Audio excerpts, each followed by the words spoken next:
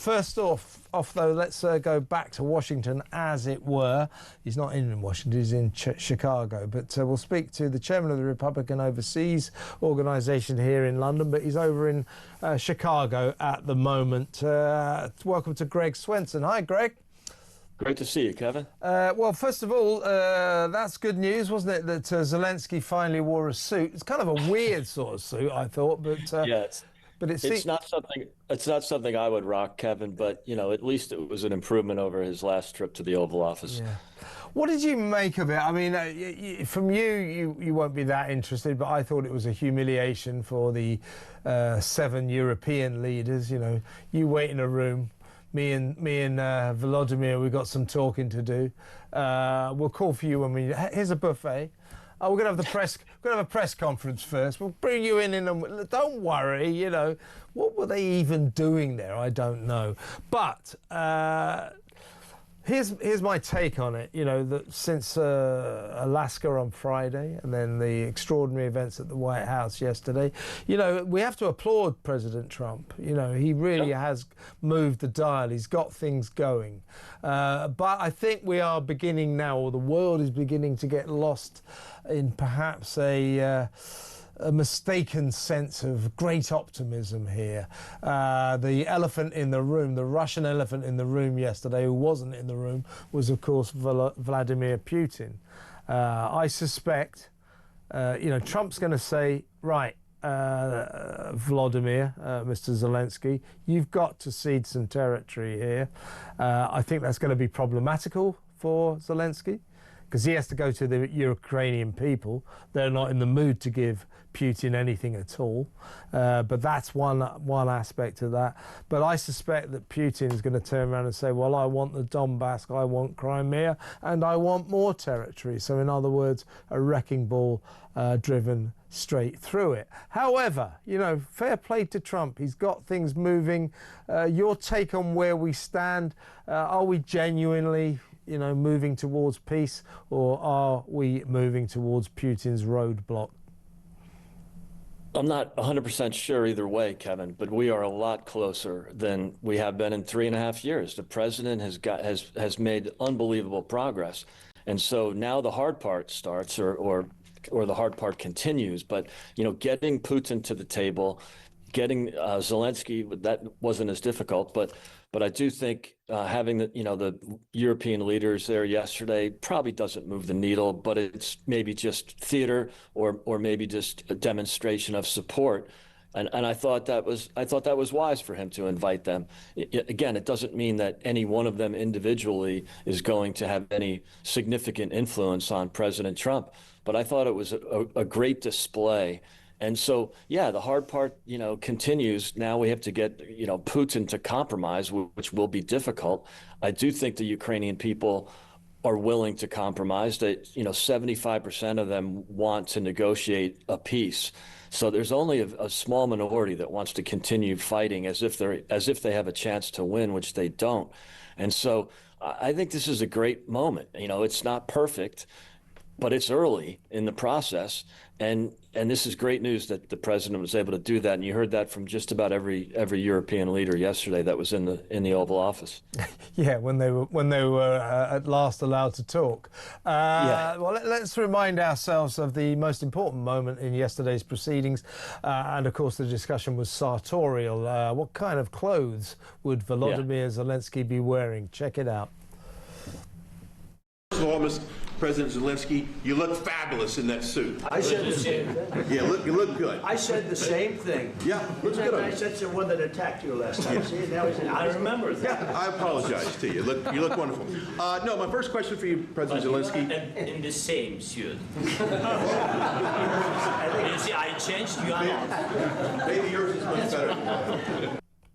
What fun. Meanwhile, thousands of young men are dying over there in Ukraine. It was a weird sort of suit, didn't you think, Greg? Yeah, definitely. It wasn't even kind of retro. It was unique. And I did read that his designer, which kind of surprises me that he has a designer, but apparently his designer, or so-called designer, is making the best of this and talking about, how they made the outfit and what it was meant to convey.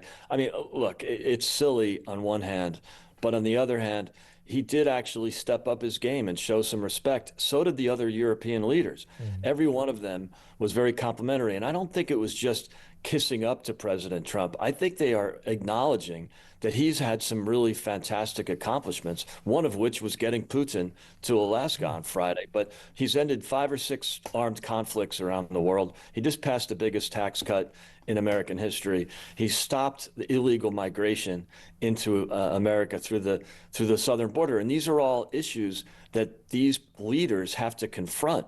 So they should, if they were smart, they'd take a page out of his playbook. They won't, or at least the center right and center left ones won't. But I think Georgia Maloney will do her best. But at least they acknowledge that he's had some great success so far. Yeah, I mean, there's no doubt about it. Trump gets things done. I mean, he gets things moving. We've had complete stasis on the Ukrainian situation since Putin invaded, and at last some kind of movement. As I say, I think we should only be very cautiously optimistic. Cautiously optimistic, yeah. Because it all depends on Putin, doesn't it? It does. What kind of attitude he's going to take. In terms of, let's take the optimistic outcome that some kind of peace deal is reached. Trump yesterday telling the Europeans that in terms of peacekeeping forces and in effect a de facto NATO force, that America would back the Europeans, would get involved. How do you think that peacekeeping force will look? I mean, would it be boots on the ground, or what do you think? I tell you one thing, it won't be American boots on the ground. There's absolutely no appetite for that. Whether there's European boots on the ground, I'm not sure. I think they've talked about that in the past.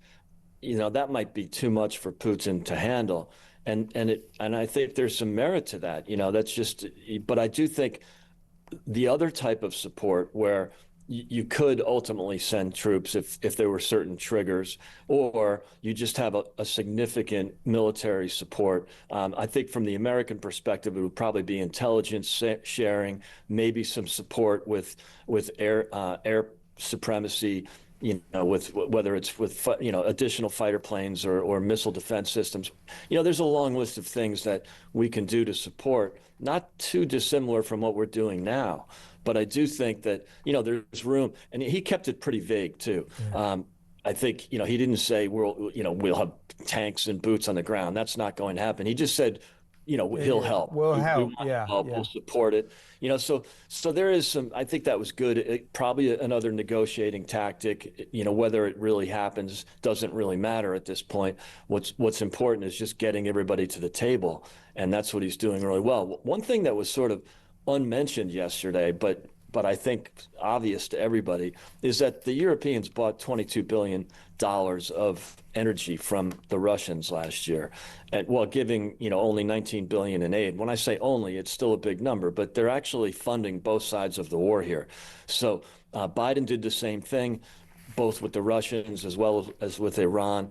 I think there's going to be some points where, you know, economic sanctions could actually be pretty important here. Yeah. And again, they didn't get into the detail yesterday, but if they stop buying Russian energy and then we put secondary sanctions on China and India for basically funding the Russian war machine, you know, there's plenty of things we can do without boots on the ground. Yeah, I'll tell you what is good about the president's offer of support in terms of peacekeeping is it may bind together and make actually cogent the idea of the coalition of the willing, because at the moment no one trusts this ragtag bunch of Europeans squabbling EU types to actually come together as a cohesive force. If America's there saying we'll help you, just maybe the coalition of the willing will actually remain the coalition of the willing, as opposed to what many of us predict will happen the moment push comes to shove. It becomes the coalition of the unwilling, asking France and Germany to get involved in wars. You know, that's a bit of a long shot. But as I say, Trump's offer of help could be very important. Greg, great to talk to you as always. Thank you so much for your time. That's Greg Swenson over there in Chicago.